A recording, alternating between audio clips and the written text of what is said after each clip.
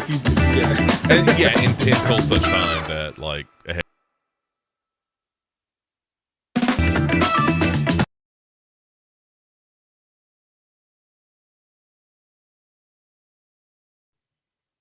Okay, we should be live here for a minute before we start the actual show. Let me know. The volumes look okay to me. Give me a little out of you. Testing 1 2, testing 1 2. Yeah, this all seems okay. I can hear you fine, and I'm just checking. Yep, we sound good. Excellent. Fantastic. All right. We will be right back then to start the actual show. So hang on, everybody. Because I feel like at some point there will come a day where your doctor's going to say no. Like, yeah, I'm the same. Like, this is the time to have all your vices, because there will become a time when there are no voices, no voices. There are no voices left in your head. They'll all abandon you, Bo. Yeah. Like every time I eat a pizza now, I'm like, there are only so many of these left. Yeah. So, my friend, by the way, welcome to Duncan Come Correct. So my friend Andy recently had his 45th birthday. Mm-hmm. And we were having a conversation the other day, and he was like, man, it didn't hit me till I turned 45. And I started to do the math on that and be like, okay, well, do I think I'm going to live to be 90? Mm-hmm. Well, odds are no. And he was like, oh shit, man, that like hit me at my core of like, oh, there are more days behind than in front. Mm-hmm. Oh fuck, and that's the existential moment we all wrestle with. Did he say this to you whilst trying to stuff a full pizza in his mouth with a heroin needle stuck into his arm, cocaine round his nose by any chance? No, he was just signing divorce papers and leasing a sports car. I don't know if those two had anything to do with it, but... Pulled up at your house with his new Lamborghini. Yeah. As he like puts on some mirrored Ray-Bans, he's like, I don't know, man, it really shook me. I don't think it really changed me, but it really made me think. I haven't talked to my kids in 4 or 5 weeks, but I'd like to introduce you to my 18-year-old wife, though. Right, yeah, this is my girlfriend Cinnamon. She's an exotic dancer.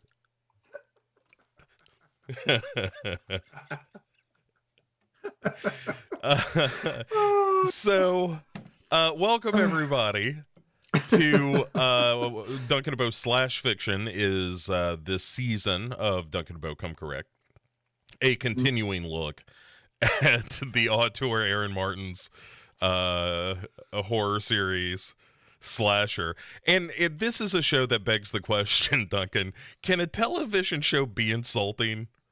And this one tries. Boy, it's making a strong case. Yep.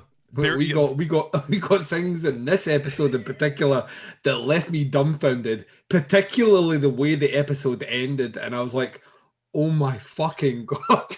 Wow. Yeah. I mean, we didn't have a murder, so maybe Midnight Express is as good. And like someone's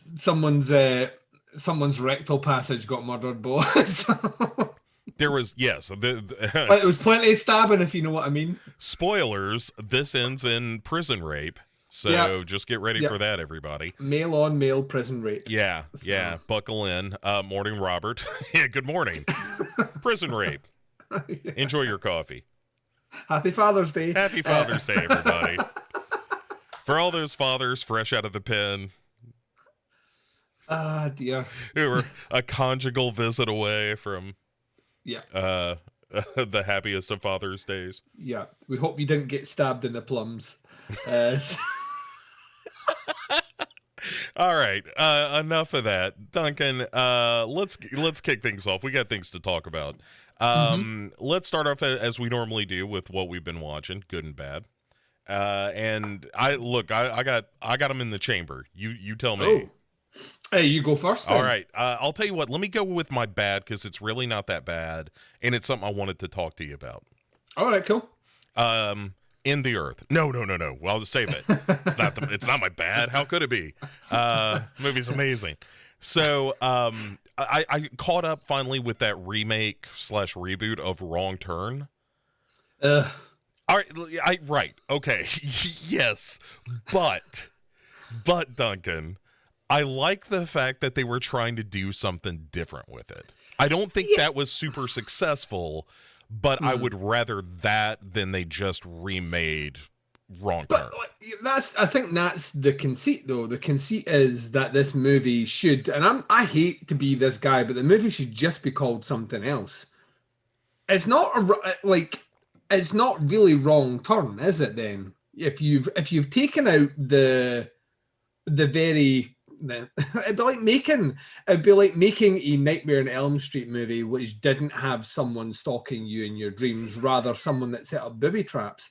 It's not that essentially that it wasn't my big issue with it. There are a few issues with the movie, but the first thing that kind of stood out to me is when you remove the what in essence is the kind of backwoods inbred, Appalachian Hicks. But you get a touch of that, like it's Hick adjacent.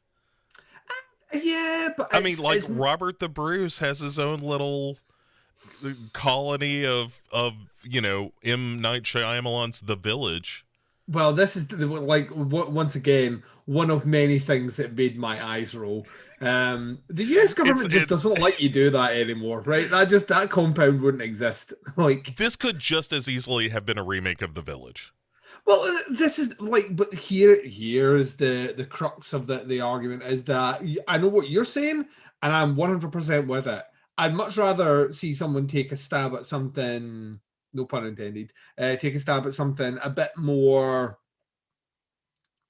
fresh and original to an extent, than just make another Wrong Turn movie. But then if you're gonna do that, don't sell it as a Wrong Turn movie. I mean that's the minor little nitpick.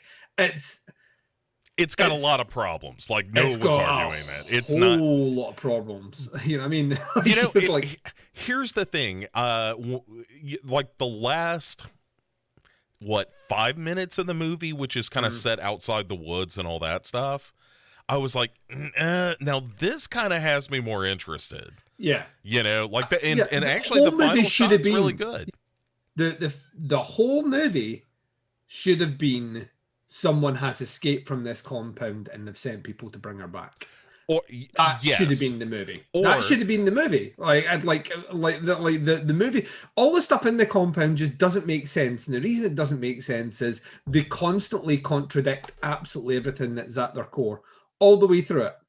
Like all this. We don't take life, but you do. Like, well, we don't. We're not immune people. We keep ourselves. No, you have a chamber full of eyeless, tongueless, fucking mutants. Yeah.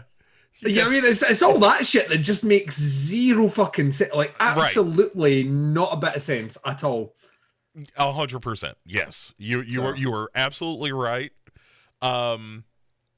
Also, if it had been the same community and the story was, as the local town is encroaching into the woods because of time and progress, and that brings our hillbilly mutants at loggerheads with the outside world. That's kind of an interesting take on it too, that I wish they'd explored some, because there's a little bit of that of they interact and sell to traders and that kind of thing, and I was like, I kind of am more interested in those dynamics. All that stuff, all the stuff outside the village, which is supposed to be the stuff that is the horror aspect, is far more interesting than the stuff inside the village. Yes. How quick the boyfriend acclimates to being a hunter in 3 days. That's but it's the level that the level that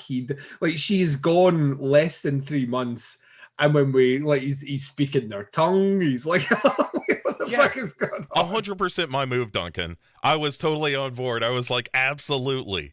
You're like, when he was like, hey, I finally found a community. These people understand me. Yeah, he's like all of a sudden a crack shot with a bow. I just like all these. It just like I say, it just like all that stuff is what you're supposed to be horrified by, and none of it was. It's like you say, all the other stuff was far more interesting. I do like the uselessness of the guide though. Oh yeah, who's like that. Yeah, like I'll help you for 5 minutes until this movie kills me. What was the fucking like? You spent longer telling us the story of how you have a vendetta against these people than you did going up the hill. I also think Matthew Modine's knuckles should have gotten like fourth billing of just a close up of his hand. I was like, is Modine a hand model? Are they trying to take advantage of those beautiful knuckles? This is why he was out of the game for so long. There's only a window where you can have prime hand modeling income, and then you go back to acting again. Oh, here's my special Zodiac watch. I watched the director's cut of that, by the way, in preparation for a conversation we will have later. But which will go on forever. God, oh man, that movie is so good. All right, we'll do a whole show about that in due time. What bad movie did you watch or thing? I like your enthusiasm. Yeah. I will always know what you did last summer. Oh boy. Okay, go on. Well, one, I didn't know this movie existed until I bought the box set. Two, I've had to watch it because we're doing a franchise retrospective on it. And three, dear God Almighty, is that a bad movie? Holy shit. So who replaces J-Hugh in that? Because she's gone, right? Like she wasn't coming back for the third one. She wasn't coming back. Essentially, the thing, it's a whole new bunch of unknowns. Like there's no top tier actor or actress or anyone that has went on to do anything since making that movie. So it wasn't like we managed to get Kevin Bacon for Friday the 13th and look what he became. It's nothing like that at all. It's all unknowns. We're in a completely different part of the world now. Well, in America. Okay. Yeah, so it's still in America, but we're somewhere else. And it's a resetting of the story completely. So they pull, it's all set in this small town, 4th of July, obviously. And we're 1 year earlier. And still a fisherman though. Well, we're going to get into this. Okay, I'm sorry. We jump we do exactly. Weird thing about it is I've just finished Urban Legends, and Urban Legends is a movie that in the third one gives you supernatural entity as opposed to someone dressed up in a costume. And I Will Always Know What You Did Last Summer does exactly the same. Really? Yeah. So it's like the pull up prank. Where one of them dresses up like the titular fisherman and scares a lot of like kids at a fairground, and one of them doesn't understand it's a prank and ultimately dies, and it's his body that comes back as like a zombie fisherman. Oh, Duncan, I'm into this. No, it's the problem about the movie is it's mid 2000s, so it looks super cheap. Okay. It has this constant. I'm trying to think what the other movie did. All the movies in the mid 2000s did this, where they do the kind of the editing's like it's like flash editing. Oh, okay. Flash, like zoomy editing, jumpy stuff, and it is riddled with that. None of the kills are even remotely interesting. They are quite bloody though, but it's just really. Like, and the kind of conclusion of it doesn't make any fucking sense, and then it galls at the end to try and have another one, which never happened. It's badly acted, it's badly scripted, it's trying to be edgy and it isn't, and like I say, it totally jumps the shark by giving you, like, I'm trying to think what it looks like as well.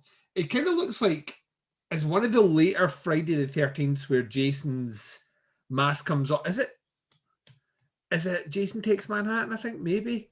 Where his mask comes off and he is just basically a decayed zombie, but it looks really rubbery. Yeah. His face. That's what the fisherman looks like when you eventually get the reveal. So yeah, it's not as fucking awful. It's just the best way I can describe it, and it's maybe why I'd never heard of it before.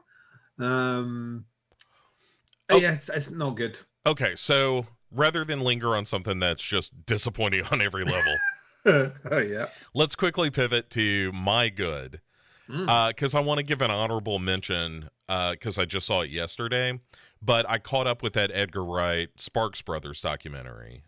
Oh wow, it's on my watch list. It's and it's terrific. It's a great it's a fairly by the numbers, music documentary of like here's the band, here are the two brothers, here's their early life, here's when the band formed, and here's how it evolved, and here's where they are now.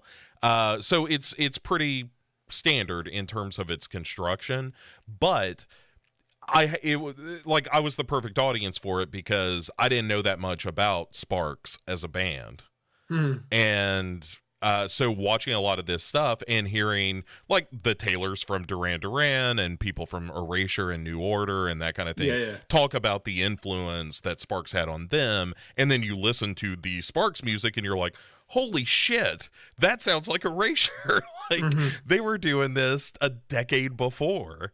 And like there's some clever songwriting and stuff. So again, I was the perfect audience because not only did I not know much about Sparks, and they're incredibly interesting characters within the film, and they seem really interesting as people, and that comes across. And it's really fun and lively because it's Edgar Wright directing it, and there's a mix of animation and claymation and all kinds of shit to kind of capture all of this stuff.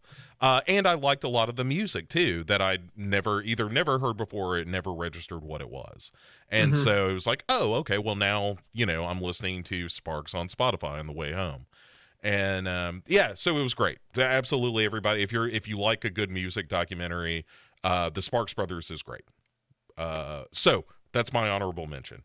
Duncan, let's fucking talk about In the Earth. This little Ben Wheatley movie that he just tossed it off. Just pretty much. If you've listened I listened to an interview with him talking about it, and basically what he said was like second week of lockdown, so what, March beginning of April last year, he decided to write a script for a movie that he could shoot really quickly because he'd got access to the production notes for Halloween, and he basically seen that John Carpenter had been given less than 28 days and a tiny budget to make that movie. And he said, well, if John Carpenter can make one of the the greatest horror movies ever made with very little money and very little time to do it, I should be able to film a horror movie. And that was his kind of ethos going in to making the project, which, I mean, God bless him. I think he was one of the first people in the UK out with the folk that did that. What was it? The Host? Oh, yeah. Yeah, the found footage thing. He was one of the first filmmakers to go out in the UK anyway to actively make a movie. Like during the height of the lockdown, to get permissions and whatnot to go and do it. So and cleverly so. Like you only have a handful of actors, so you're keeping everything real small and intimate. Yeah, in terms of the production, right? Like you're keeping the shoot very small so that you reduce the risk and all that. All shot outside, so you've got your social distancing and all the rest in place. Like shoestring budget, tiny crew. Like he nailed down exactly what was required to make his movie, well in advance. And went out and did it, and it's fucking awesome. Dude, I messaged you after I saw it, and I was like, this may be my favorite Ben Wheatley movie. And it's definitely one of the more Wheatley-esque movies for a while. Well, okay, so here's what I love about it, and I said this somewhere else too. It gave me real Phase 4 vibes. If you've ever seen that intelligent ant movie. Yep. It's got that kind of weird sci-fi element to it, but it has the additional layer of, hey, there's this sort of godlike energy in the woods that we're trying to make contact with.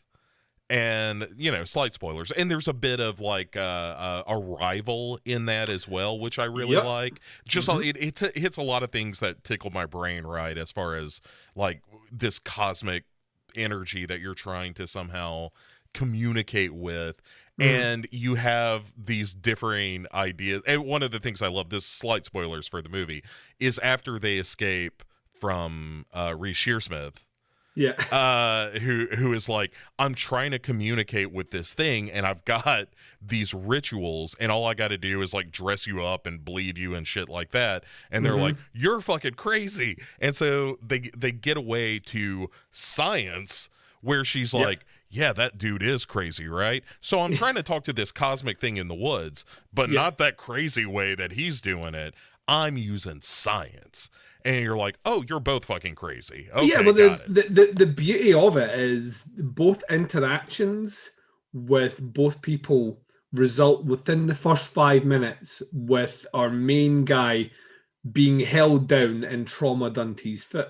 Yeah, yeah. Like, it's both done exactly the same way, where the other one's told, hold him down. Like, I'm just going to do this to you now. And, you know, like, so it's basically, it mirrors it. It is such a clever movie. I mean, it is so clever. Like, Wheatley himself said that he wanted it to be like almost like an indoctrination back to seeing movies on the big screen. Because this was going to be one of the first movies people were going to see when they came back to the cinema. And as a result, it had to be, it's why he kind of justifies, although I don't think he needs to justify, the color show and sound. Oh my at God, the end. that 2001-esque, like, let me come into contact with the divine or whatever. Yeah. Oh my God, it's so mind-blowingly good. Holy shit, I love it.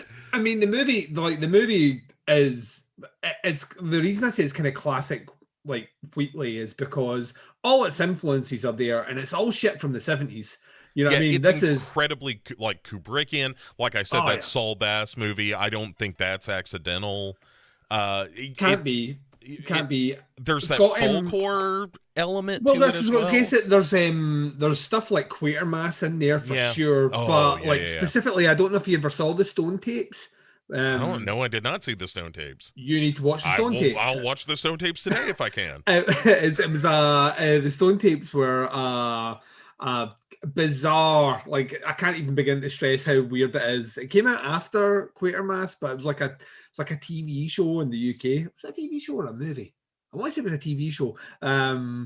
But it's like just this strange thing where they come across this thing called the Stone tapes, and it's buried under the earth, and it's incredible. It's weird. It's trippy and weird as fuck, and that's what he was going for, and it's all in there. I mean, it's all in there, and it, of course, because it's all set out in nature, which, I mean, I would argue some of the best stuff Wheatley does is that way leaning anyway, whether it's something like Kill List or Sightseers or A Field in England. Great casting, great shots. Like, Shearsmith is fucking amazing in it. Oh, he's so fun. He is like he said he was being interviewed by Mick Garris, so he's just done an episode of Mick Garris's podcast Postmortem, where they were talking about Inside Number 9, which one day me and Bo will just blitz all of Inside Number 9, because I've been talking about it for years and years, and I fucking adore it. But they were talking about the movie, the Wheatley movie, and the Earth, and he's going, yeah, well, this is the third time I've worked with Wheatley, and I'm like, fuck, so it is, because he's in A Field in England, he's in High Rise, he's the weird kind of twitchy neighbor in High Rise, and this is his third one in here. And he was like, yeah, I got to do my inner Jack Torrance, and I was like, of course, that's what it is. Like, when he's Martin, he's out in the woods swinging the axe, and it's like there's a scene, I fucking love it, like absolutely love it, where he's trying to hunt him down in the woods, and like the strobe lighting starts coming on, and then Wheatley introduces a bit of color in the background. It's this red hue in the background, and it's these shots of his, like, essentially his profile, and then you're getting his, you're getting the silhouette and then his body, but then he superimposes like a red image in the foreground of it, so it looks like he's moving forward, but he hasn't moved. Yeah. And I was just like, this is just everything that I want in life. Yeah, it's In the Earth is like an honest to goodness masterpiece of a movie. I'm totally convinced of that. Like, I think Ben Wheatley is a director that sometimes I'm not quite in sync with his vision, Yeah.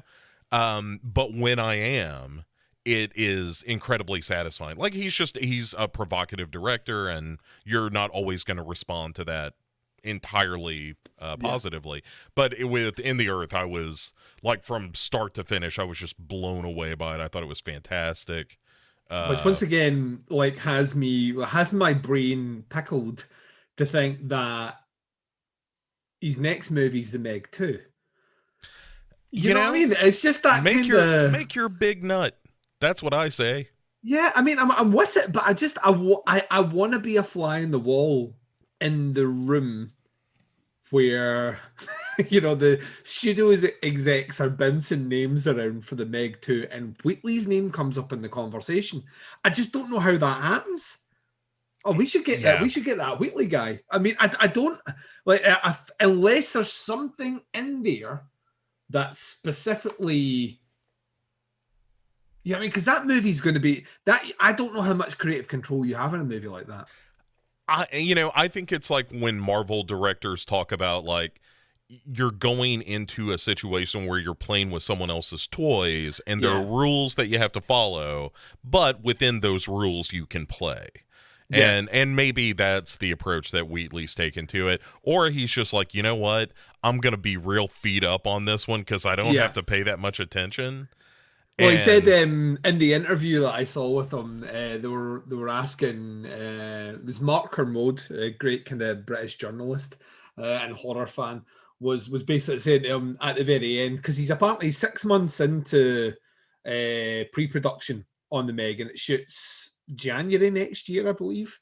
And basically what he said was, can you make me a promise? And that promise is that we get blood in the Meg, because that was the one thing that frustrated me about the Meg when I saw it, was just no blood. One might even call it toothless, Duncan. Yeah. Ooh. And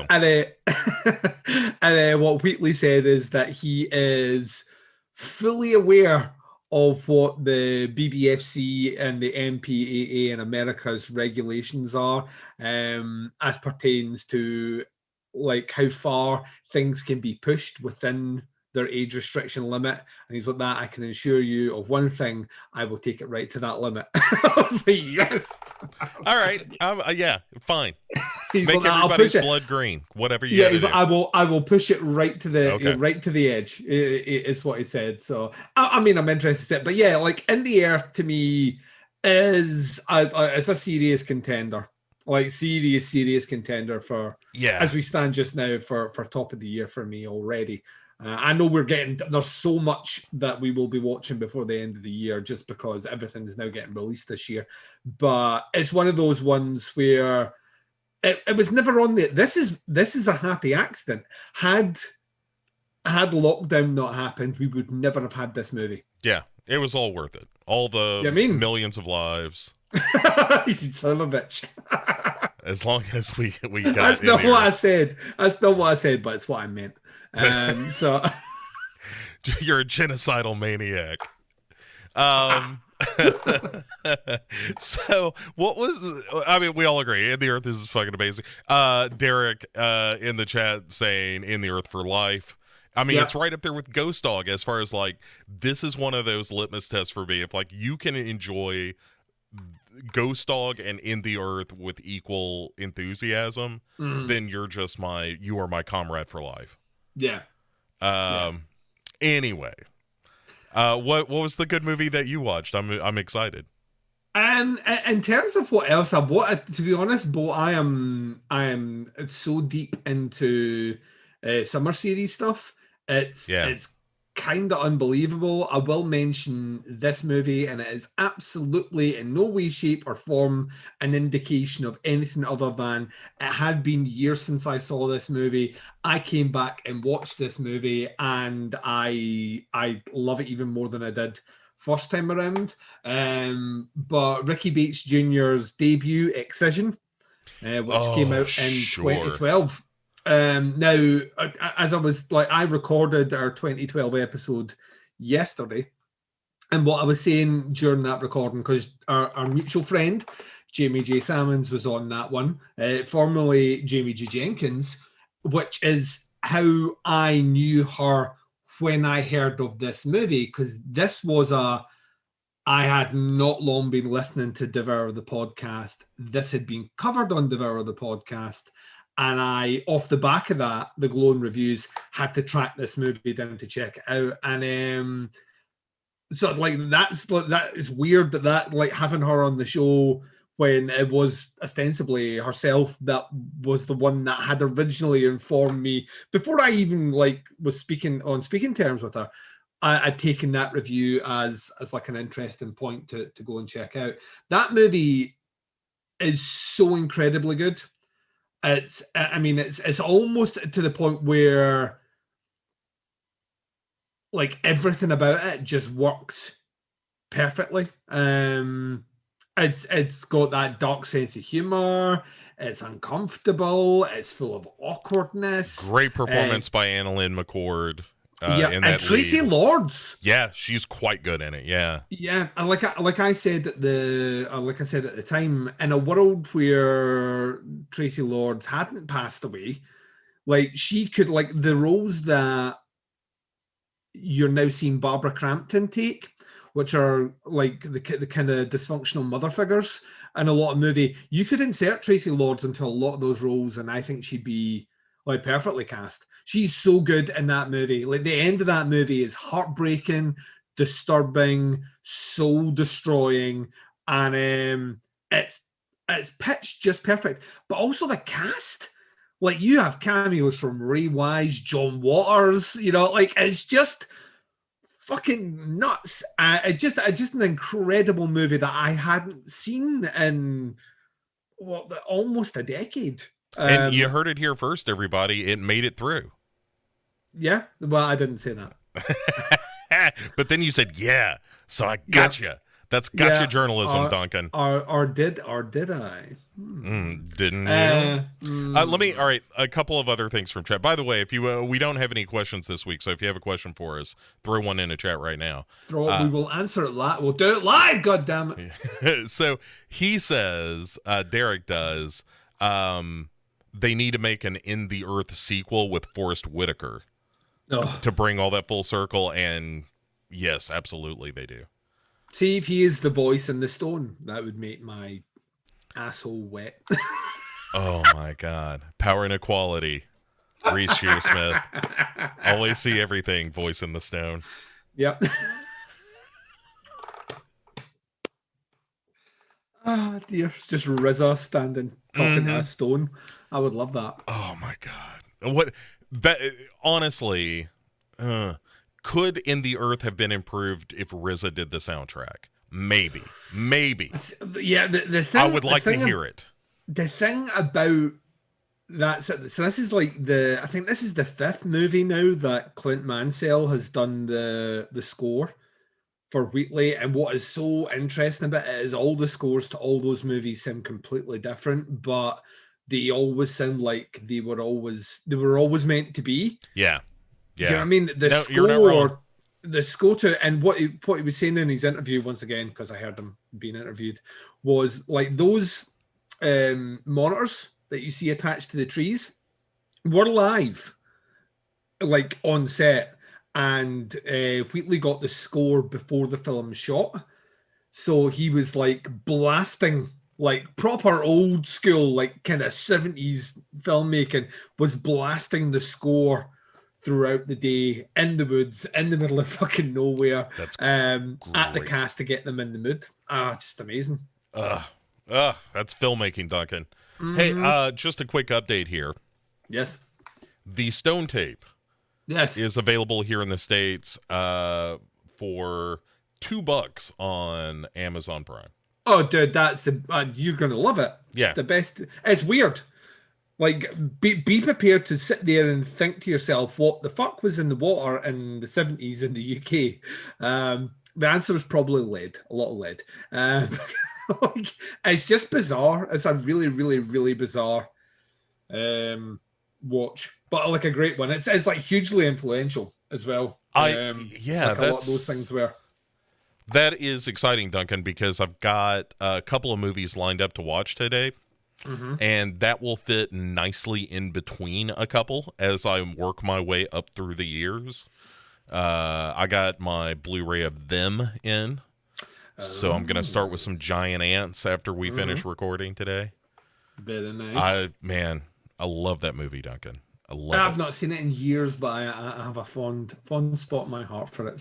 So. I think it is best of type in terms of those like 50s giant bug movies, you know, like it actually has a really interesting movement and it has flamethrowers, and that's really all I need. You set a giant ant puppet on fire with an honest to goodness flamethrower, and I'm like, man, you got my heart for life.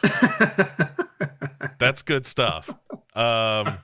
Anyway, let's move on to our dark business, Duncan. Yes.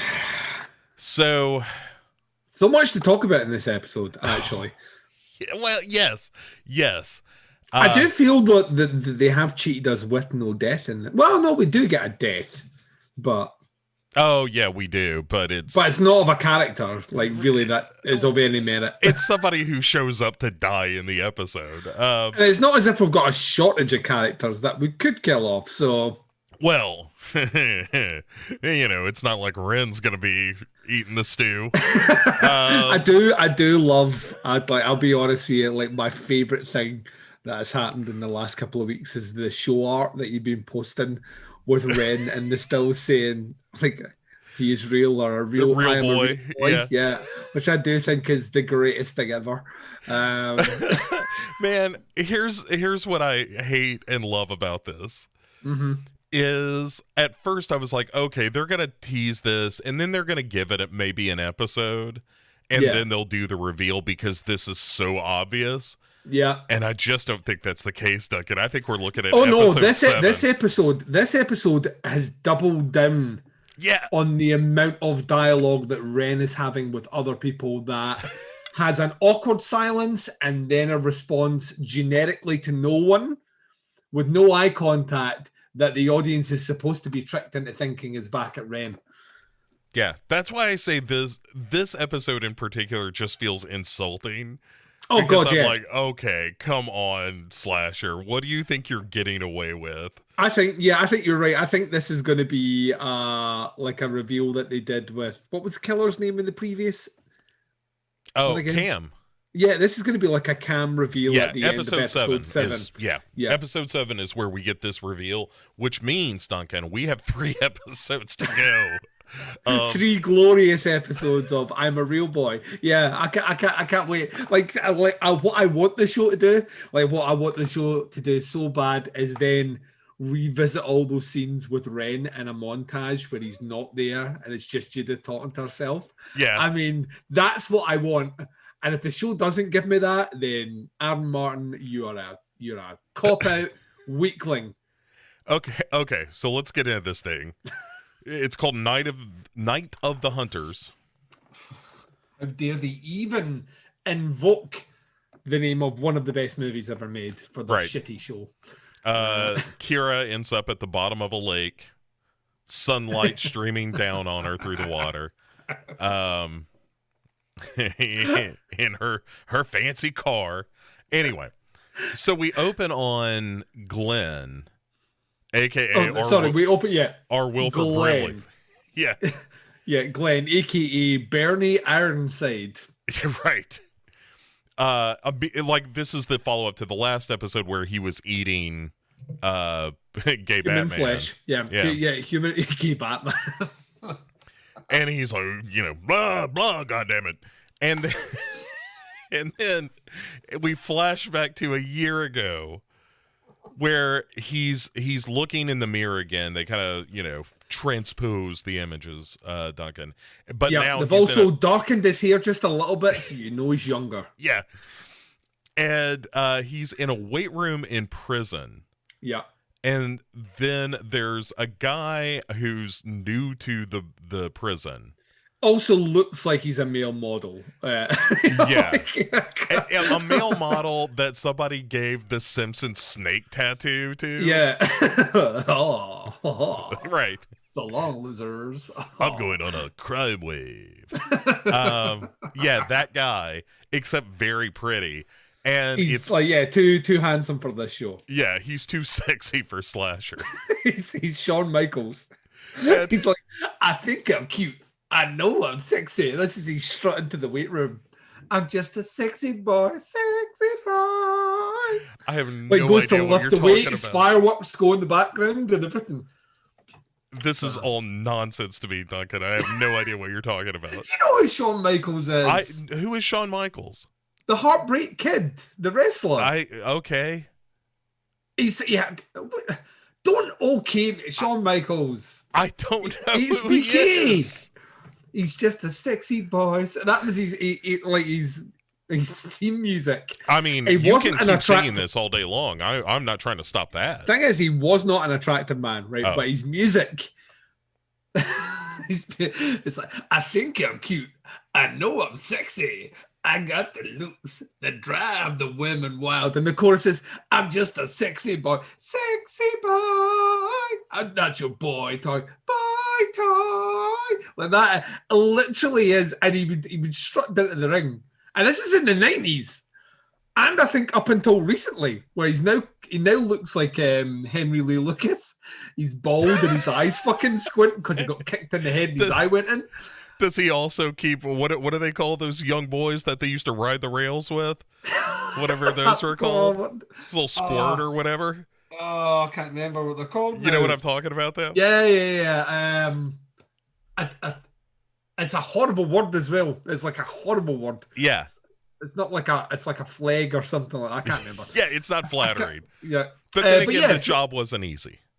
Was not easy. Like, it was not easy. But yeah, so basically, this guy comes strutting in, all pretty and handsome. And what we had noted, Bo, me and you, in a previous episode, is Glenn did a bit of peeping through the keyhole while Noah was undressing. Yeah. And we were like, we joked because we're immature, right?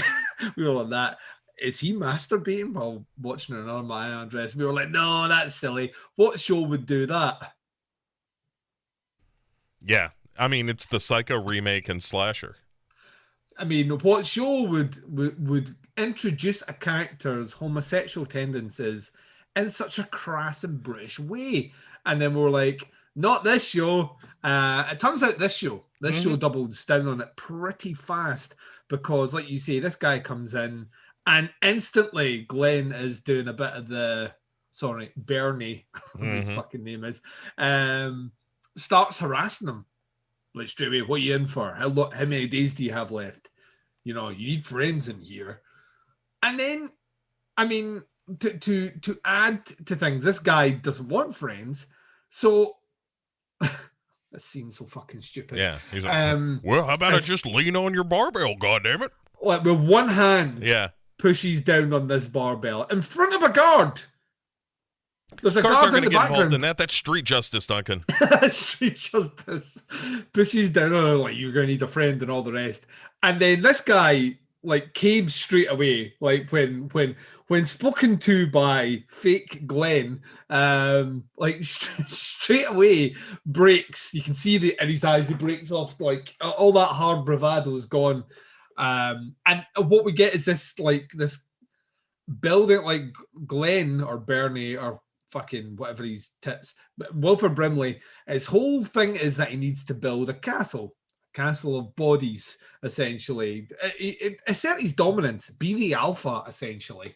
Right. And he does this by fucking guys in prison. So, which is, I mean, it's never shown.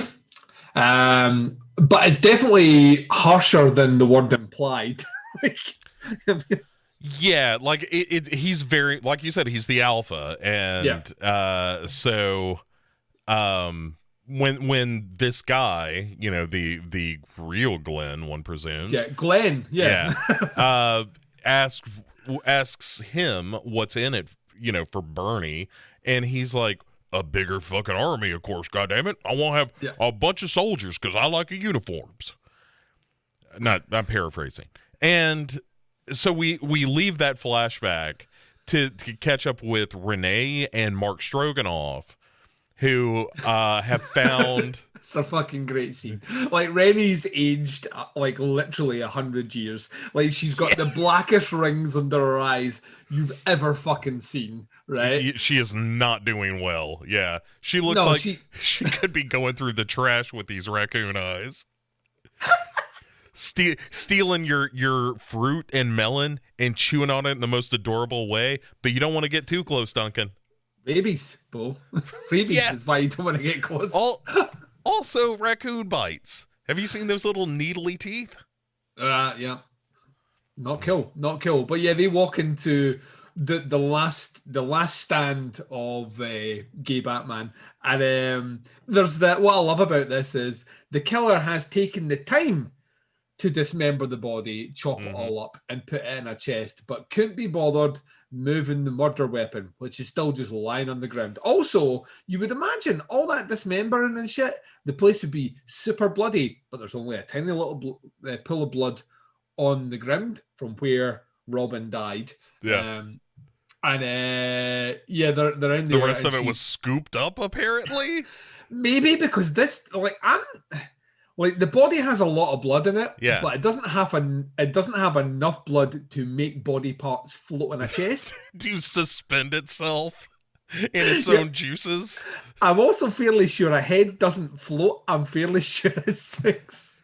Duncan, let's be real. When was the last time you tried to float a head? A while. Right. I'll be honest with you. Yeah. Right. No, this is nonsense, but it's also with slasher, it's at its best when it's just like gory, right? Yeah, well, yeah, because she walks in, she sees all the stuff, and then she sees the chest, which at one point held our Romulan spy Talvinder's corpse, minus the hand, which Robin couldn't be bothered putting back in there, and he's stuffed behind a barbecue. I think they're using it to make wishes now. They wish on Talvinder's mummified hand, like, boy, I wish this Wren storyline would wrap up quicker. You only have 2 fingers left now, bro. Right. The 2 fingers of Talvinder. Now there's a Star Trek episode. That's that right there. Or a choose your own adventure novel from the 80s. One of the two. I would do that. Also, a weird sexual position in Uruguay. You've got to, it's recommended that you've been with your partner for a minimum of 5 years before you even attempt the 2 fingers of Talvinder. Yeah, I'm telling you right now, it'll go one of 2 ways: either marriage or divorce. Or if you're married, you're either going to be renewing vows or it's the end of it. Yeah, it's the end of it. Yeah. Also ruptures the space-time continuum. So just watch what you're doing. If you don't do it right, you're gonna get a separate timeline. That's gonna be a problem. But it feels amazing. It's a given. Yeah. But yeah, she opens the chest after being told not to by Stroganoff, who looks hungry in this scene. Looks really fucking hungry. He's looking at that bucket of blood and he's thinking to himself, blood sausage. It's nice. Oh my god, it's so stupid, Duncan. It's ridiculous. It's one of the most ridiculous things the show has done this season, and it's done a lot of shit. Yeah, but this just stew of Robin is really funny. Anyway, so she turns the head over, she pushes the head over, and at this point, Rennie's already fragile mind snaps completely, and from this point onward, she's a danger to everyone near her. She's now lesbian Batman. She's where she's she's like, I swear I'm gonna find who did this to him. I swear to me. Swear to me. Swear to me, you'll help me find who did this, Mark Stroganoff. Also, I need more flexible armor. But I'm also like, why is this scene needed?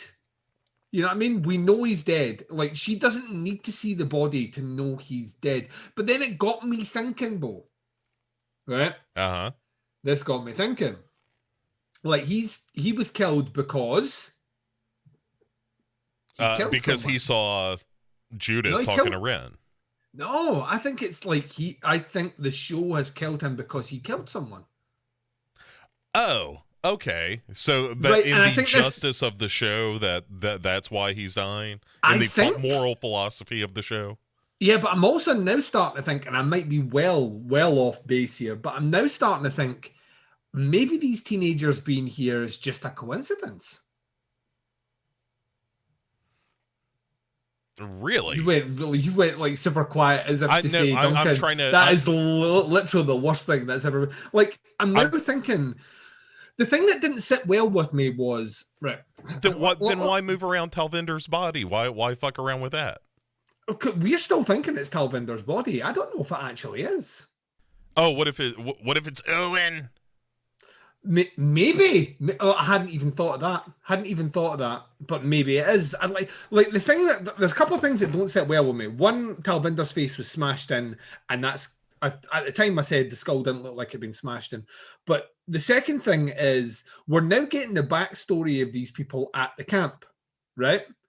And we've been introduced to Robin's character who murdered someone just before he went there.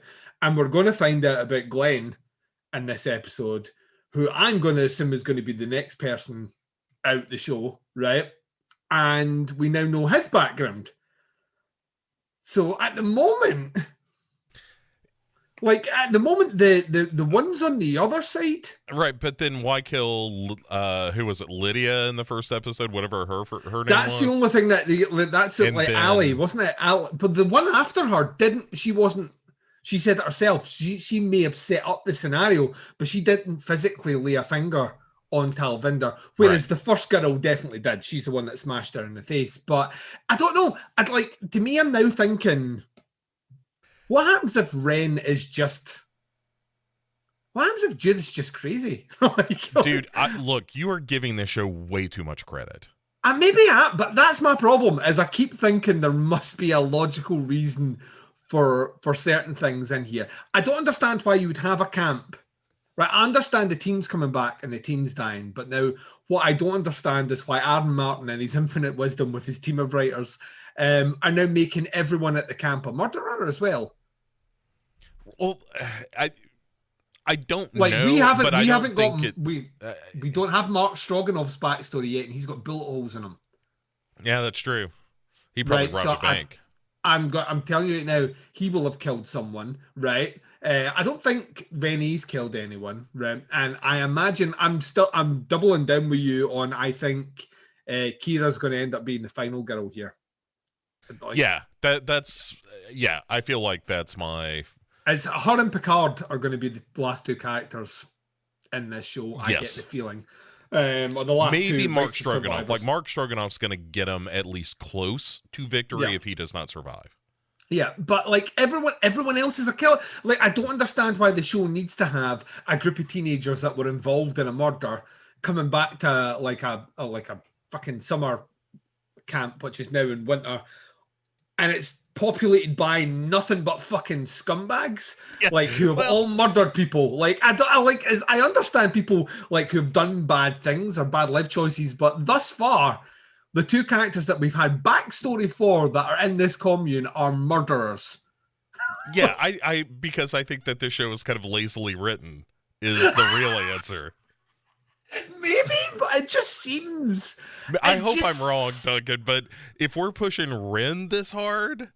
Well, yeah, but at the moment, it's just our guess that Wren is Owen. Wren could be something else. Yeah, I there's a possibility that Wren is like Judith's husband that is no longer with him, that died young. Maybe. Well, I haven't changed my theory. I think you're right. I think you're 100% right. I think like Judith is the killer and Wren is the voice in her head. Yes. But I'm just trying to now work out why she's killing off unless Wren is Owen.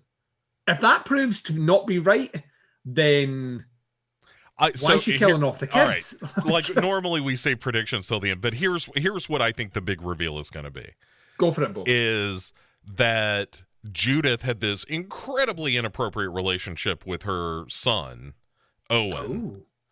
That has become Wren in her mind and is this somewhat creepily romantic younger guy in her life. And but yes, it's a real Jason Voorhees, killer mommy kind of stuff. Yeah. And so she is getting revenge on the teenagers and anyone who is like, hey, did that crazy lady talk to that, was she talking to the cupboards a minute ago? Yeah. Then she's, Wren is like, kill her. You have to kill her. Yeah. So that's what I think is happening. Maybe. So, I don't know. Because that's the stupidest thing it could be. Yeah. I mean, I would hold water on a base level. That's why Thingy had to die. But then I don't know why the show is then showing us how bad a person he was in the past. Right. That's the other thing is there some sort of moral justification for this? And maybe you're right. Maybe Judith somehow knows all of this, but I don't know, man. I just think that's pretty smart. And that's never where slasher. That's not. No, it's not Aaron. That's not Aaron Martin's modus operandi. That's right. That's right. It's not how. It ain't how he rolls, Bo. So sorry, that was a detraction. But yeah, Rennie's a broken character at this point. And so, all right. So we get some credits after she's like, "I'll get to the bottom of this," and Judith is putting her to bed. And there's a great moment that reminded me a lot of Airplane, where Renee is like, maybe I'm just dreaming. I just want to wake up. And Judith gives her like 2 or 3 quick smacks. She's like, smack, smack, smack. Yeah. And she's like, you can't do that. You can't be crazy. Only one of us can be crazy around here. Isn't that right, Wren? That's right, Mom. Who are you talking to? Shut up. You want to end up like gay Batman? And also I think it's a great training method, not to really slap somebody to the point of hurting them. It's just a real attention getter. Enough to heighten the senses. Yeah, just to keep the focus where it belongs, on me. And but Judith is like, look, I know we're not supposed to have this, but I am just up to my armpits with sleeping pills. So here, why don't you pop a couple of these, which Renee does, and so she goes down for a little bit. And we get a couple of seconds with Dawn being alone, looking real upset, but then Mark Stroganoff comes in. And heat. Right. And is like, hey, I'm real sorry about what happened to gay Batman, says Dawn. And he's like, yeah, we found this gun near the body. And then he gives it back to her. And he says, like, I know you brought this up here for protection. So, protect yourself. And she's like, oh, God, thanks. You're so nice. Which, I mean, it's all weird. Well, but I think it goes a long way to like putting to bed the idea that I think he's the killer. I think he's the good guy of this. Yeah, but also kind of from my perspective, it makes like as far as Stroganoff's concerned, she isn't the killer. Right. Yes. Also true that he has kind of ruled her out as a suspect. Because the thing is, because the show then tries to destroy that later on. Yeah, in a very all right. We'll get to this, but clumsy fucking way. But yeah, it's right. You can't believe it even for a second. No, especially knowing what we know. Yes. But anyway, so we have kind of a group meeting where Kira is real pissed about not being told that they were going to dope up Renee, because she's like, what if we have to run? What if somebody shows up in here with a hatchet and we all got to take off? Like, we got to carry her now? Great questions. Yeah. I'm like Kira. And so it's Noah and Peter and her kind of in the living room having this chat, and then Glenn rolls in, and he's just like, "Well, I'll tell you what, I'm just gonna leave anybody behind who can't keep up. God damn it! Yeah, I'm saving numero uno." Yeah. And well, Noah kind of chuckles to himself, and then Glenn, in a master stroke of manipulation. I mean, this is like top tier manipulation. Basically says, "Do you find that funny? Do you find it funny that I consumed the kindest man that I've ever known? Is that something that you laugh at? Is that something that you find funny? Is it, Noah? Like, where were you when Robin died?" And Noah's like, "What do you mean?" well, so Noah tries to grow a pair here. Well, Noah plays his card too early. Yeah, that's what he does. He's and like, I'm going to be honest with you, Noah is a fucking idiot because, like, had I been discovered or rumbled by someone for having a tin of pills in my drawer which had someone else's name on it, and then that person left the room, those pills would not be in that drawer anymore. Or just take the label or whatever. Something. But the 100% those pills would not be in that drawer. You know what I mean? They would be gone. Like, you wouldn't even be able to have that because you're the only one that has ever seen them, and you're the only one that knows about them. And I'm not supposed to have them. That's the big thing. I'm not supposed to have these pills at all. So guess what? They're gone. Like, they're not there anymore. So the fact that Noah, for 1 second in his naivety, thinks after he's tried to blackmail him, like, the only way this ever works for Noah is he takes the pills at the point where he's like that, and fuck with me, I'm gonna take this as insurance.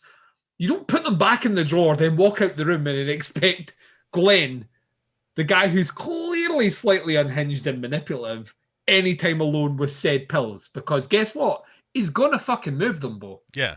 Well, so when Noah leads everybody in there, they end up finding a bottle of pills in there. Yes. With his name. For acid reflux. Yeah, right. And he's like, I'm a slut for carbs, goddammit. Never met one I wouldn't go down on. Which is a great line. Yeah. Which is a great line. Once again, Glenn, if the show wasn't deliberately trying to make me think you're the worst character in history, I'm also I love your ethos, man. Yeah.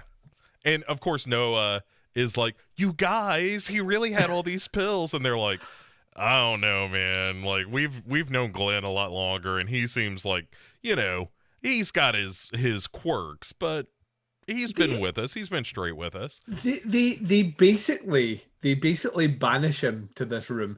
It's two steps away from what they do to Max von Sydow and Judge Dredd. Yeah, speaking of Brimley, it's a real, we're going to put Brimley in the shack in the thing. Totally is.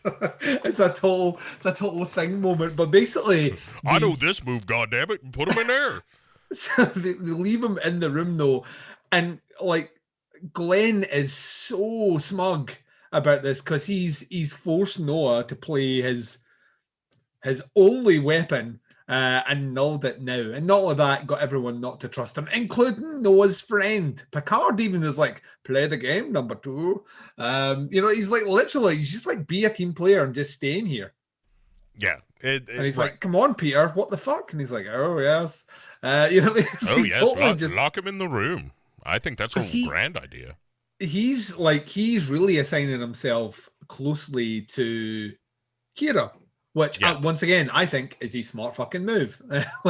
She's the only one that really seems to have a good grip of, she's the first aider. We've have heard but have not seen yet that she's taken women's defense classes, which that was a throwaway line earlier on. I'm sure we're going to see it later on. No karate, do you? Yeah.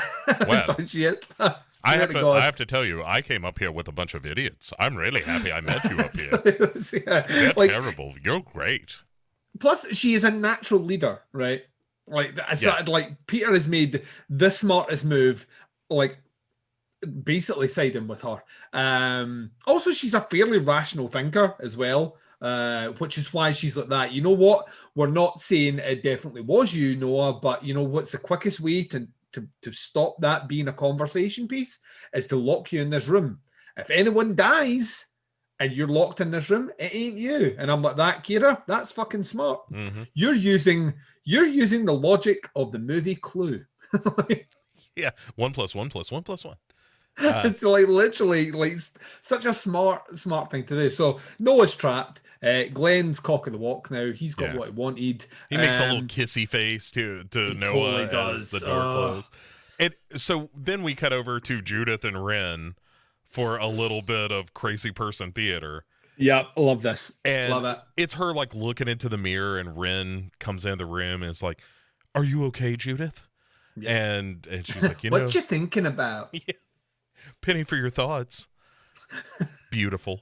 And anyway, so she's like, I thought this was supposed to be a safe space. And he's like, oh, it is. It is. Everything's going to be cool here. I'm not going to let anything happen to you. And then he kind of climbs onto the bed with her, and you're like, yeah, is this about to get gross in a couple of ways? Like, is she about to have ghost sex like Aykroyd and Ghostbusters? Her eyes cross and she just rolls off the bed.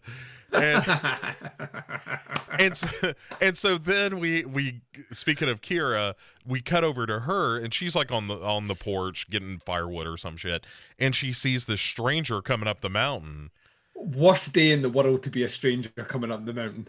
Yeah, and she's like, well, you imagine her like her moments before that was cold out here, but got a spring in my step. La la la la la la la. Comes over the hill. Oh, wait 1 second. There appears to be people in that.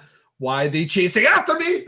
Yeah, that's dude. I have an irrational fear of just looking out my garage door and seeing someone run from the woods straight at me. Anyone running towards you is terrifying. Yeah. And just, that kind of Dawn of the Dead remake, sort of locked on, just chasing you kind of thing. Oh, yeah. That's terrifying to me. Which is what you get, but it's like a pincer movement. So she sends Peter out one way, she goes the other way, and then they cut her off, tackle her to the ground, and it's revealed that what I love about this is for a second they thought this was the killer. Yeah. So the killer's just going to walk up in hiking gear. Just to the front door. Hi. Hi. Oh, shit. Yeah, and then take off running. But yeah, they tackle her and drag her inside. Her name is Megan. Yes. Megan is not long for this world, boy. No. Which is also a link to Clue. Like, anyone that visited that mansion, like, in that movie, died pretty quick. So... Yes. Aaron Martin, once again, revealing his influences. Mm-hmm. But so they're asking her what she's doing up there, and she says, my friend Gail died. Yeah. And we used to hike this trail, so I'm doing it in her honor. And we have Wren pipe it up in the back where he's like, I don't know, maybe she makes some good points, everybody. And then everybody, of course, just says nothing. Oh, I love it when Wren is just like, hey, everybody, let's hear her out, Yeah. But also, like, Rennie at this point is, I mean, she's gone. Yeah, like digging through her backpack looking for heroin or something, or a gun. She's like, she's going through a backpack. She doesn't believe the story. Yeah. She didn't believe her for walking, like, out in winter at these temperatures. That doesn't believe her at all. Well, and Megan tries to stop her at a certain point, and Renee just knocks her the fuck out. Which is like, doesn't even just like knock her out, goes and picks up the heaviest ornament she can find, and she fucking whacks her right across the side of the face, giving her what we're later told is a concussion or suspected concussion. And when she does that, what I love is she does this, right? And she's like, and everyone's looking at her going, Ray, what the fuck? And then this is where Kira finds the paperwork to prove that she couldn't have possibly been the killer because she only got her permit the day before, 50 kilometers away, where she was camping. Oh, exactly what her story was. And Rennie's like story on this is, well, there's two of them then. There's two of them working in tandem. Mm-hmm. Where's the other one? Like, yeah, they're all like, you need to you need to go. And I love this because like, this is where she's like, we'll tie her feet up. We'll tie her feet up and all the rest. And this is where Kira has had enough, and she kicks her out. Yeah, get the fuck out of here. Mutiny on the bounty. She literally takes over. She's like, you just need to get the fuck out of here and do it now. And Rennie's like, oh, I can't believe that the rudeness. Oh, also, in clumsy exposition theater, someone says, oh, let's turn on this space heater. And they're like, oh, we can't do that because if we do that, we'll all suffocate. Yeah, Chekhov seater. Keep your Yes. eyes peeled. So, Will play a part later on in this show. couple of things to remember from this episode. Yeah. Kira's got self-defense training. Wren's not a real boy. Wren is not a real boy, and that you will suffocate if you leave this indoor heater on. Yes. So then we get back to what I really want to see from this episode, which is Noah in his room as Gene bangs on the door. And Gene it's like, just fucking with him. Yeah, just Noah. And so he opens up the door, enters, and then we get a flashback. Yeah. Where it's him in prison and he's sharing a cell with the guy that we saw from the first scene that with he was fucking with the guy he fucking traumatized. The guards thought it'd be a great idea to put him in the rape den. I mean, it's like, and then we get this. Oh, it's your last day, isn't it? Oh, and I've been seeing you staring at that card long and hard for ages. Like, this is the time they have this conversation. This conversation has never come up before until the very last minute, the last day of the year. Yeah, Tamarind Falls. Oh, goddamn it! Maybe I'll come visit you or something sometime. And he's like, we get the Shawshank. Don't worry about It is the Shawshank thing. And what I love about this is later on they make reference to the Shawshank, which is kind of funny. But it is the whole kind of, I'll meet you on the outside, yeah. And you're left thinking, in your naivety, Bo, that they have formed a bond of friendship, maybe even something more. Yeah, it's right. It's a really like romantic moment of like, oh, you're leaving. Well, I'm really gonna miss you, but I'm glad you're getting out and that kind of thing. Yeah. And then we cut back to the present, where Glenn is like locking the door behind him as he goes into Noah's room, and he's kind of filling him in. Like, you're never going to believe this. This girl named Megan showed up and Renee hit her in the fucking head. Yeah. And Noah for a second is like that. So they believe it wasn't me? And he's like, no, it wasn't her. Yeah. We know she's not the killer, so you're still screwed. Well, and Noah is like, I'm pretty sure you're the killer, you son of a bitch. And he's like, listen, I'm gonna be level. I'm gonna be on a level with you. Ain't nobody coming to get you, Noah. This is my goddamn castle. Mm-hmm. Now, I always thought you were kind of a funny boy, and that's why I let you coach for a little while. But you've been fucking with me, and what you are is you're like one of them little yip yappy dogs, and you're about to learn your fucking place, Noah. And Noah's like, I understand, sir. You don't have to do anything.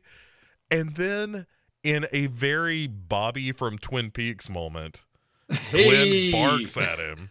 Not full Bobby. It's not a yeah. It's like arr. And then he licks his cheek. Licks the side of his face and then kind of leaves saying lover. Yeah. It's unsettling. Like it really makes a hard left turn for Glenn. Yeah, it's not like that. Like, it's not even just like that we can't necessarily have fun with this character as much as we did before, but the show takes a hard left turn at this point. You know what I mean? Like, this is it's a slasher TV show, right? So there's going to be blood, right? There's going to be murder. What I don't expect to see is sexual abuse and rape. Yeah. And lots of it in this episode. Implied and then actual. Yes. And that's the bit that, once we said it before, like in the previous episode, just the handling of a homosexual character and the way the writing was constructed, the attitude, like all that stuff is just kind of uncomfortable to watch because it's not written with any degree of tact, civility, or realism. And then we jump to this, and it's the base level of, well, Glenn spent time inside, so it has to be a guy who's raped other men. And I just find it crass, like really, really, really crass, and not in a kind of fun, campy crass sort of way, as in this show came out only a couple of years ago, and we're writing shit like this. Right. It feels like nobody ever saw the show Oz. Yes. And it was like, oh, you can actually make these interesting and deep characters, and maybe there is an element of this, but it's also not just about that. It's not the easiest stereotype.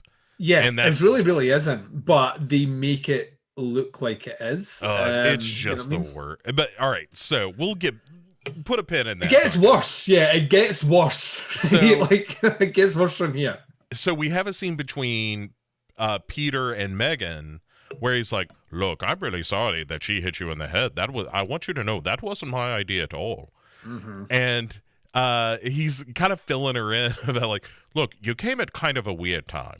There's been it's the end of Fight Club. yeah, You got to know me at a weird point in my life. yeah."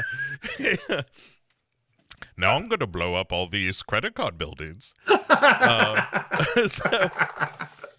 but he's like, you showed up at a very tense time. Everyone here is really on edge, mostly because of all the horrible murders.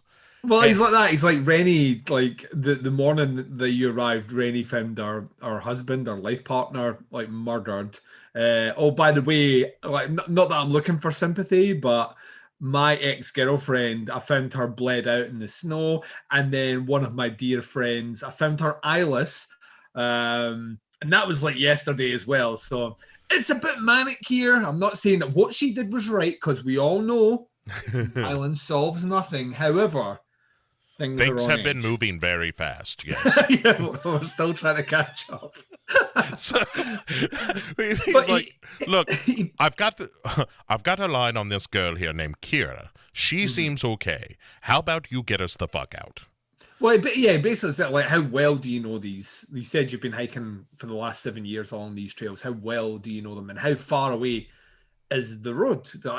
Is there a direct route? And she's like that. Listen, it's 50 kilometers away. It's, and that's, and he's like, well, can we do it? He's like, if tomorrow at sunrise, like conditions are ideal, which they're not supposed to be because snowstorm. If they are, then yeah, maybe. But we'd probably have to get half the way in there, make camp for the night, and go. And Peter's like, right, fine. Look, it's good to know. We're going to do that. And I'm like, okay, interesting. So maybe that's the reason Megan's there. Well, not so fast, Duncan. Because otherwise, right, there are not many characters that know about this, and she's poisoned. Yes. Which makes me think that if I was the killer, see where I'm going with this, Bo? Are you like? I think this serves two masters, is my idea. Right. I see what you're saying, and I like it. So you think there's more than one killer? No. I think there's only one killer, but I think this particular murder is done as a diversion as much as anything. Maybe I had assumed that there was two killers. No, I think I had assumed that this was a killing in the guise of, well, there's already a killer here. No, I think this is a like, oh, I need to push the blame onto somebody else. Right, got you. So, but all right. Before we get to all that nonsense, let's get to this other nonsense where Noah, after checking in on his gross frostbitten toes, which happened either yesterday or 3 weeks ago. Yeah, they're now melting, so yeah, they're now a kind of sludgy, pussy mess. It's liquefied. It's like somebody scanning his toes. Well, it looks like he puts on woolen socks and then he climbs out a fucking window into snowstorm. Right, he does a Danny Torrance right out the window, and then hustles to this RV that we had seen previously in the woods. Yeah, Glenn's RV. We knew it was Glenn's RV because when they said there was an RV parked out there, Glenn said it was his, but also said the battery died basically as he was arriving at the camp. Yeah. So Noah uses a rock to bust the lock off of this thing. Yep. And before we get the reveal of what's inside the RV, we get another flashback. By the way, you should have guessed right away. Well, especially, yes. I think this is like the Wren thing writ small. Yeah. of like, yes, of course we know what's going to be in this RV based on the 2 scenes we've seen so far, but let's have a third one just to make sure that the dum-dums in the back row know what's coming. But it's Gene, not Gene. I keep calling him Gene for no good reason. Glenn rolling up on this RV out in the middle of nowhere, and his buddy from prison is like slicing tomatoes and having himself like a delicious BLT or something. He's having the best life ever. Yeah. And Glenn rolls up and is just like, hey, guess what, goddammit? I'm on parole. And he's like, oh, great. It is a total kind of like, oh, nice. I'm so glad. So they have a lovely spaghetti dinner together. They have some beers. Glenn is like, well, fake Glenn is high on life, and he's like, so what's your plans? Where you going? And real Glenn, soon not to be with us, Glenn, is basically like that. I'm going to join this kind of commune, and it's a chance for me to reinvent myself, a fresh start, get away from things, eat healthy, give something back, just like try and be the person I want to be, as opposed to the person I have been. And listen, I can drop you off anywhere you want within reason. I'm not going to travel 100 miles in the opposite direction, but I can drop you off anywhere you want, man. So you just let me know. And hey, how about I come with you, goddammit? That sounds like a great time.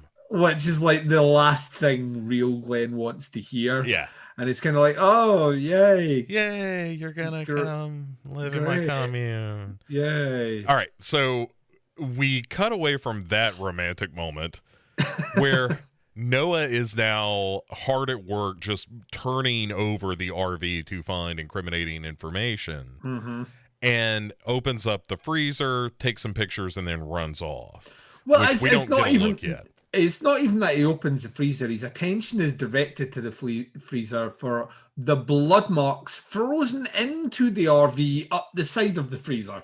Well, sure. Yeah, if you're not doing a good job of cleaning, you're going to get some blood streaks. But Glenn just rolled up with this RV, not that far away from the compound, has been there for a couple of months with just a body in the freezer. Yeah, a bloody freezer with a body hidden inside. Yeah, he's a master criminal, this one. So we don't even see the body yet, but like everybody who's ever seen a television show ever in the history of television knows what's in the freezer at this point. Yeah, well, when he opens the freezer, a big neon arrow points down and says, real Glenn, real Glenn. Yeah, and so as Noah runs away, this is slightly out of order of the episode, but as he runs away, you see somebody grab him, and we'll get back to them in a minute. So let's cut to the dinner scene where Dawn is in the kitchen and she's like, oh my God, you guys, I'm going to make us some stew out of all this stuff I found in the cabinets. She's getting ready to cook, and who should show up? The hungriest man in the cabin. Stroganoff shows up once again, like trying to solidify that they've now got a friendship going on, which once again we have to try and break straight away because this is slasher, and we can't have that. But yeah, so they have this conversation. She's like, yeah, I did some cooking when I was a camp counselor here. I'm going to make a soup and all the rest, and we're now friends, and that's awesome. And we spend a bit too much time on her making the soup, which if you pay attention to anything at all this show does, means it's going to come into play somewhere, and not in a this soup's delicious scene. So she makes a white bean Tuscan soup, apparently. Yeah, which is just beans and some mushrooms that she found. Yeah.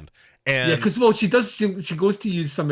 She's like, I was going to use these dried mushrooms, but they look a bit. And then Mark gets all choked up as he remembers that our buddy Robin was a freegan, which was a new term for me. I didn't know what a freegan was. So that's a vegan that will only eat food that he can forage. Yeah, that's right. Fuck's sake, man. Yeah. Honestly.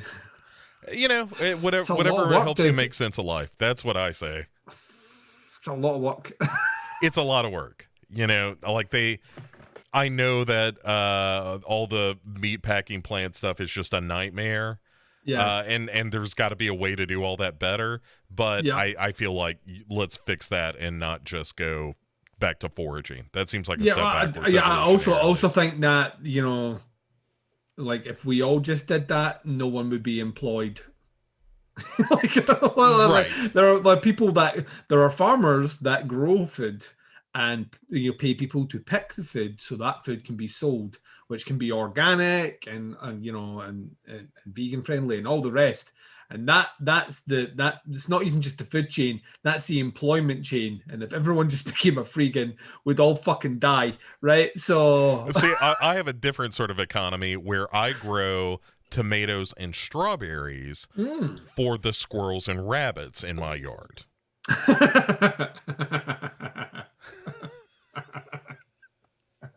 So that's how that exchange works.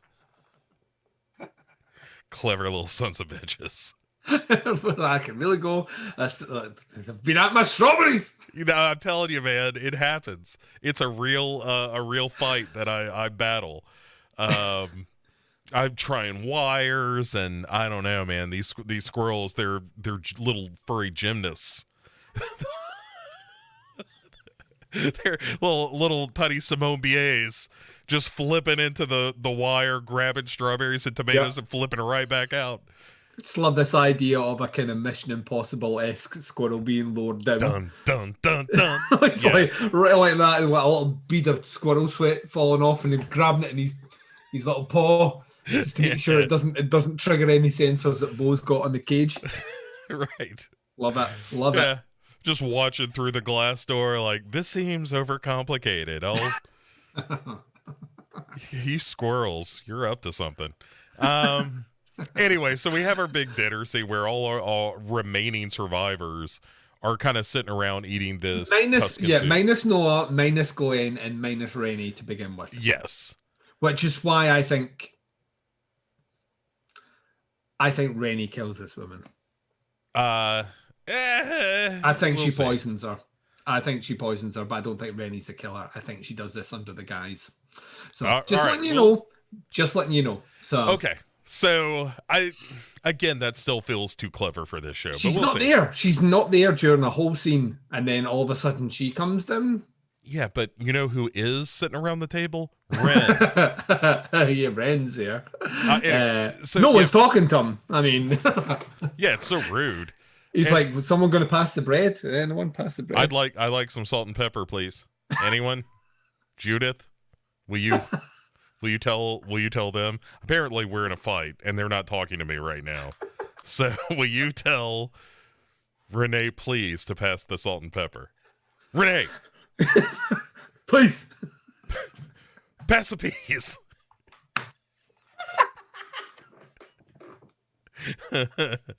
Peter, pass the peas. Peter.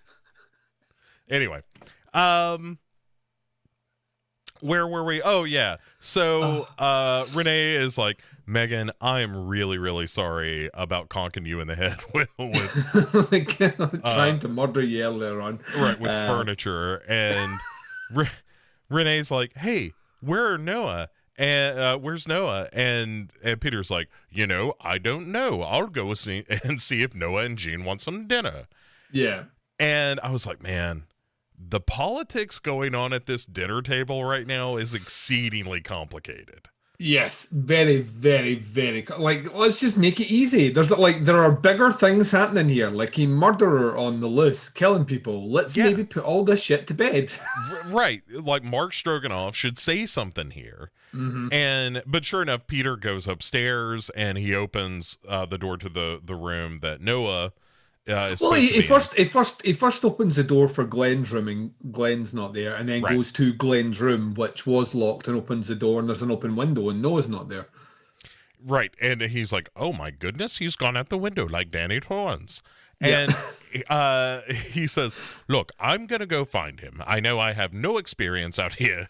This is Kira. Kira's like that. He's like, that's not a good idea. And it's like, yeah, it's going to be fine. I'll just take the gun. Don, give me the gun, please. Right. And finally, Kira's like, I'll tell you what. I'm coming with you so you don't kill yourself, you dumb. Smart like, move. That does sound nice. Smart move. Once Yeah. again, these might be our final two characters. So they go out and everyone's enjoying their soup. Uh-huh. But it's bedtime, Bo. And Right. meanwhile, we have to switch over to what I'm going to call the fuck truck, which is an abandoned school bus. Oh, wait, before that, there's a flashback. There's one more flashback. That's right. Yeah. We get the final flashback, which if it really, really like fills in all the blanks of Glenn's character that we didn't get from the rest of this episode. Yeah, and just briefly, what it is it's Glenn saying, you know, like, I'm real excited about going to this commune with you. How, you know, we got time together now. And his buddy, the actual Glenn, Glenn, being like, man, when I left prison, one of the happiest things about that, other than not being in prison, was knowing I was never going to see you again. Yeah. And now all I do is see you. Mm-hmm. And Glenn's like, oh, come on now. How about a little kiss? How about a little kiss and then we can make up?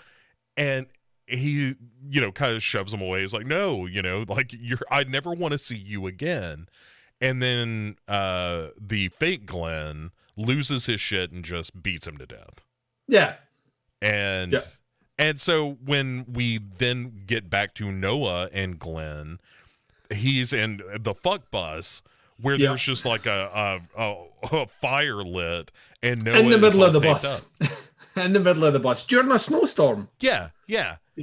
And Glenn is like, Noah, you remember when I said very distinctly, how about you don't fuck with me? And then you fucked with me? Mm-hmm. And poor Noah's like, yes, sir. How about I promise never to do it again? And he's well, here's the problem, goddammit. You left me with no choice. I'm going to have to take care of you. Yeah. But he says to, like, because Noah's got tape over his mouth, and he goes across to him and he's like, listen, if I take the tape off, do you promise you won't scream? You won't make a noise? Yeah, and he's like, like nodding his head. And he takes the tape off, and Noah, of course, straight away, once again proven, like, to Glenn that he can't be trusted for anything, although Glenn knew it was going to come, starts screaming, to which, they do this in movies, it's something that really gets under my skin and horror just in general. See, the idea of someone belittling your agony or your pain is terrifying. It's more terrifying than most of the stuff that happens in horror movies. But the fact he's like, no one can hear you, watch. Yeah. He does the getting stabbed in the shoulder scream. But yeah, it's like no one can hear you. It's fine. You can do that. But what I'm going to do anyway is I'm going to put this. He puts the tape back in his mouth because he's going to need that for later. So puts the tape back in his mouth. But yeah, like he's basically said, listen, there ain't no way you're ever getting out of this truck now because you know something that you're not supposed to. Yeah. So, all right, a couple of things are happening kind of in tandem here. Yes. There's this business happening in the fuck bus. Yep. Then we go back to bedtime at the house where Megan starts acting all twitchy. Well, yeah, like Dawn is going to take her to bed. She doesn't want to go to bed, but Dawn's going to take her upstairs to bed. Right. And then she's like, oh my God, look at all the stars. MOON, that spells stars. Well, the thing is, at first I thought this was the concussion that she got. Because, like having an impact on her. And I thought, oh, fuck, like that must have been a harder hit. In fact, it wasn't even evident to me that she'd been poisoned. Spoiler. Yeah, until one of the other characters was like, oh my God, she was poisoned. I was like, really? I thought she just, concussion. I just thought it was a bad concussion. Brain injury or something, yeah. Yeah, like, because she does a little freak out thing, then she falls backwards, smacking her head, like off the side of, like, a windowsill or something. Yeah, if the right one don't get you, the left one will. she's out. And, like, they now have another dead body on their hands. And what I love about this scene is I'm looking at Rennie going like that, are you fucking happy now? And they're all looking at Dawn going, what did you do to her? And I'm like, well, because she prepared, because she prepared the food. And so while stroganoff kind of this is where their little civil partnership dissolves, because they're like, listen, I couldn't have done it. Like, Mark was with me while I was making all that food. And Mark's like that, well, actually, I wasn't with you the whole time. There was a period of time there when you were serving up that I wasn't there. Yeah, and just being Dawn's real like, with you, Dawn. Dawn's like, oh, for fuck's sake. And I'm with Dawn on this one again. And they're like, And then they fish into the soup because no one's cleaned anything. The bowls are just all lying out because it's half eaten and all the rest, which is convenient because this poisonous berry has been put in, leaves and all, into this thing. So I imagine if Megan had been a bit hungrier and ate a bit more, she would have come across this and everyone at the table would have realized she'd been fucking poisoned. But this show is convenient. Yeah, if only she were a member of the Clean Plate Club, Duncan. Yeah. In my house, she didn't leave the table until your plate was clear. Oh, see, that's a good way to form an eating disorder. Yeah, it was literally how I was fat as fuck as a kid. Yeah, so she dies puking, which is, the fate of us all, really.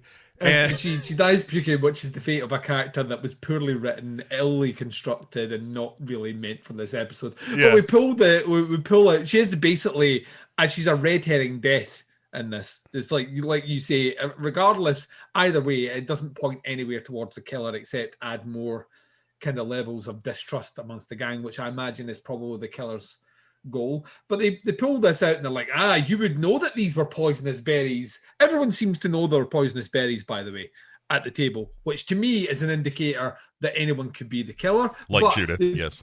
Yeah, like they pull these poisonous berries out and they're all like, like all the older people are all like, you never eat from those berries. And Dawn's like, what the fuck? And they're like, well, you were a camp counselor here. Surely you knew that if you were preparing the food. And I was thinking, but she probably didn't forage for food if she was a camp counselor. It was probably like supplies, which they brought up. And they weren't going like al fresco and off the fucking menu. So yeah, you know why I didn't know that these berries were poisonous? Because I was eating canned beans in the mess hall. Yeah, I wasn't cooking like stuff from scratch. It was all stuff from tins. So, but anyway, I was there to fuck some of the other camp counselors and have a good summer. I wasn't here to learn what's poisonous and what's not poison. Crush a girl's face. I mean, that was as rowdy as things got. But literally, like they all turn on her and she's like, "Listen, I didn't do it." And that's kind of where we leave that scene. Yeah, so just to catch up with Kira and Peter, they find the RV and door open, the subsequent freezer, which has the real Glenn's body in it. Yep. That we finally see, and then we get yet another flashback we absolutely don't need. But they do this in every episode. Like, we always get the additional one extra flashback that we don't fucking need. Like, remember, with Ali, it was like at the end of her, Ali and Susan. It was the Susan. One that like, oh, well, I'll never see you again. Okay, if you see me on the street, don't say anything. Just don't speak to me. Okay, let's have that as a flashback that does fuck all. It's important that we nail down the relationship between two characters who are going to die in back-to-back episodes and don't matter at all to the story. This is the thing that drove me up the wall with that last Rob Zombie movie, 3 from Hell, where in the first half of that movie, where they're showing essentially Sherry Moon Zombie escaping, they do a whole sequence. I don't know if you've ever seen this movie. It's terrible, but there's a half an hour sequence. And what I want to do is one day I'll just take this half an hour scene out of context and just do a commentary over the top of it to explain this is why you should never make cinema again, Rob Zombie. But it is literally... She's like, they show her at the house torturing the cop and then do a flashback to her in prison. Then the flash forward is her driving up to the house before she's killed the people in the house. So it's like it's a flashback to seconds before the flashback that we had. And then you get another flashback to her stealing the car. And I'm like that. The question that never came into my mind when she pulled up in the car was, how did she get that car? But this is literally what they're doing here. They're showing Glenn arrive at the camp and him being welcomed in. 1, I know he made it to the camp because he's a character there. 2, I know he was accepted because he's in the fucking camp. So 3, I don't need this fucking flashback. Yeah. And the whole thing is him showing up at the Borg and being like, hey, I would like to be part of your community. My name I is would love to be Glenn. assimilated. Yeah. And they're like, yeah, all right, come in for a big hug here. He's like, God damn it, great. Yeah, I'm one of like, you. do you know what my resistance level is, Bo? It's futile. So I'm not going to resist at all. I really want my own charging pod. Yeah, but yeah, he hams up and he's rhetoric to be accepted by the group, which we knew that. We knew he was accepted. We don't need the scene of them accepting that he's Glenn, because the entire show has told us that they have accepted that he is Glenn. But I also don't understand why he's been there for a couple of months and not pulled any weird shit. Because the first opportunity that's come across from it to pull weird shit, he's went to the extreme. Yes, well, again, you know what I mean? It's like he's not just like I could understand when I'm fucking with Noah a little bit and using the mind games, but he's went from mind games right to this next scene. All right, so let's get which is only going to end one way. Yeah, like, Noah is like ultimately in Glenn's mind. Once he does what he's about to do to Glenn, to Noah, Noah's gone. Yeah, you've got to kill him. And I think that's the thing is, I think he knows he's got to kill Noah from the point he realizes that Noah found the freezer. And so this is all just like, I'm going to, but he was face licking earlier on. Like, you know what I mean? It's like, it's such big jumps with his character. Right. This level of sadism is like, is that why he went to jail? Was he a sexual sadist? And can you just turn that off in a commune for 4 months, 5 months, however long he's been there? Can you just switch that off completely? Hey, Anne Rule worked right next to Ted Bundy. Never knew. Yeah. But yeah, these are real. Yeah, but Ted Bundy had like he wasn't in there with Anne Rule all the time. You know what I mean? Like he's out there murdering though. Like Glenn is there all the time, 24/7. And maybe his way of getting his sexual depravity out is eating meat. Question mark. Here's a slip for carbs. Here's a slip for carbs. You know what I mean? It's such a. How many calories are in ass? Yeah.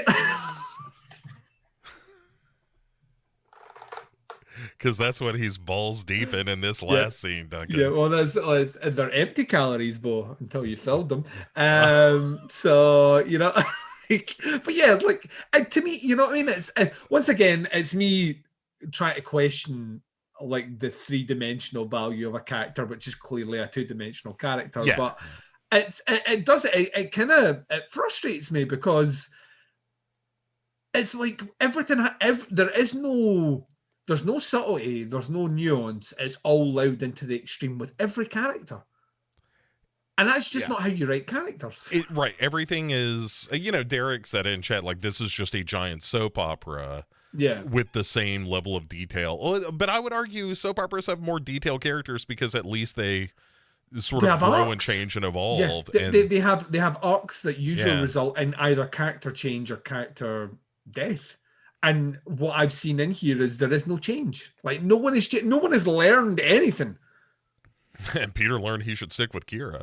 Well, yeah. I mean, there is that. But so, you could argue that he's not changed as a character because he's clearly attracted to Kira, and he's so he's just macking out on another woman, which is basically that's been his story arc since the start, as he's unable to not be a flirt. So they go in the final scene where we're on the bus with Noah and Glenn. Yeah. And Glenn is like, you know what, Noah, we're going to play a game. Yeah. And I call this game, How Loud Can I Make You Scream, goddammit? Yeah. This game is called Toad in the Hole. Toad in the Hole. And so it is just a straight up, I'm going to yank down his pants and fuck him. I think that was the thing that really caught me. I was gobsmacked by it. I was like, I can't believe we're going this far. Yeah, because he removes the thing from him, and Noah doesn't give him the scream that he wants, which adds to the sexual sadist limit because clearly that's how he gets his nut, right? But then he flips down his trousers, which we see. So we see bare ass, and then we see him take off his belt to tie around his waist, one would presume, so he has something to hold Some on leverage. to. Yeah, yeah. It's like a saddle. Yeah. And then we then see him take down the zip and put his hand in his pants. So once again, and the camera isn't like, I mean, we don't I see could have cock sworn or I saw penetration. tip. We may have seen piss slit. That's like, and but then we see him essentially make his first thrust in there, and Noah screams, and that is where we finish the episode out. Yeah. And Well done, Slasher. Well done. I mean, is it a new low? I can't think it might. Yeah, of course it is. Of course it is. I couldn't, because once again, what is the purpose of this scene? Is the purpose of this scene to make Glenn such a reprehensible character that when he dies in the next episode, which he's gonna die in the next episode, yes, he will be dead. And it's a little bit of red herring of like, oh, if Glenn's capable of this, maybe he killed all those campers or something. Possibly, maybe. Right? So Glenn's going to be gone in the next one. Is this to make Noah a sympathetic character? Because that's what it's trying to do. Yeah, I mean, but why are we making Noah a sympathetic character when in the previous episode, two of his like co-characters, both Dawn and Peter, it's like 2 episodes ago when they both went into the rooms and left him out there, all but basically said it was his fault. But they do that a lot in this show, so they basically said to him it was your fault. So we're going to get a reveal with him that he did something that we haven't had yet. Yeah, and I think it's going to be a bad thing, right? But once again, why are you setting up as a character that I now feel a huge degree of sympathy for, because he's fruit's fucked, he's just been raped on TV, and he really is the punching bag for almost every character in this show. For what purpose? But then on top of that as well, it's 2 portrayals of, well, it's got 3 homosexual characters, but it's 2 portrayals of homosexual characters have been murderers. Yeah. Which I'm just like, is this 1980? Right. Is this literally what we're doing? Because it's fucking horrific. Yeah, it's incredibly reductive. Yeah. And it's insult. Like I said, I think this episode is insulting on numbers of levels. Well, I also think that, like I've said before, I think Rennie, which is the 3rd gay character, I think it's going to be revealed that she murdered the other character, which means that all 3 gay characters are murderers. I genuinely think she killed her. Yeah, I just can't see how, like, the planning that would come out where, you know, Judith would do that. To me, kind of, although, like, I don't know. If I'm proved wrong, I'm proved wrong. But I genuinely think Rennie killed her. Well, we shall see. Sir. Yeah. Well, hopefully we won't have to wait long. Yeah. Well, knowing this show, holy 4 shit. episodes. I mean, but hey, this is that we are over the hump. Yep. We're on the back 9 of this season. I kind of look forward to how batshit it's gonna get before they start revealing this stuff. I swear to God, Duncan, if they don't reveal the Wren thing in the next episode, this may be the worst thing I've ever seen. I'm doubling down that they don't. Yeah, I don't think they will. I don't think they will. And I think they're trying to give you so much nonsense with other characters that you don't have time to question it, fully not understanding, and that we've been questioning it since episode 2. Right. Until it was painfully obvious that 10 minutes into episode 2 where I was like, oh, he's not real. Speaking of not being real, Duncan. Yes. As we wrap things up, why don't you tell people where they can find more of you between now and 2 weeks from now when we start that back 9 of season 2? You can check me out on podcasts under The Stairs. Everything can be found at tputscast. That's tputscast.com. You get podcasts under The Stairs. Opera Omnia, which Bo is doing with me. We will have an upcoming episode covering Zodiac, which we both said before we even started looking at Fincher is likely to be your favourite. So I'll be fucking shocked if it isn't by the end. But yeah, we get to talk about that one, but where to begin with, Doing the Nasty, Chronicle, all that stuff's over there. On Podcast Under the Stairs, in the next week or so, or in the interim between these shows, the Russian Roulette franchise Retro will be continuing with I Still Know What You Did Last Summer, where they go to a tropical island and Jack Black is a horrendous racial stereotype. Yikes. Yeah. Oh my God. Things do not age well, I swear. So yeah, you get a bit of that. What else? Oh, there's loads coming. And plus, there's a ton of recording in the background with Summer Series, which Bo's involved with as well. So, and we are not that far away from the first episode of that dropping. So yeah, like tons of cool content over there. So please check it out. He didn't draw any of the Richards never drew any of the posters.